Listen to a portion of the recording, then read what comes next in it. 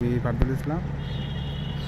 তো আমাদের 2010-এর 5 ডোর half ceiling সিরিয়ালের গাড়িটি আমাদের এক আঙ্কেল রূপপুর থেকে আসছে গাড়িটি দেখার জন্যে।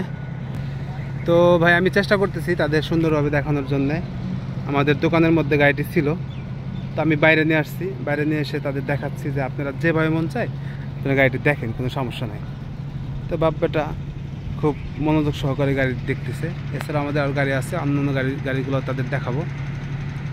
তো আপনারা এই ভালো মানের গাড়ি যদি কিনতে চান, আর আমার ইউটিউব চ্যানেলে যদি কোনো নতুন হয়ে থাকেন, আর ফেসবুক পেজে যদি নতুন হয়ে থাকেন, অবশ্যই আমার ইউটিউব চ্যানেলটি সাবস্ক্রাইব করে রাখবেন আর ফেসবুক পেজটি ফলো দিয়ে রাখবেন।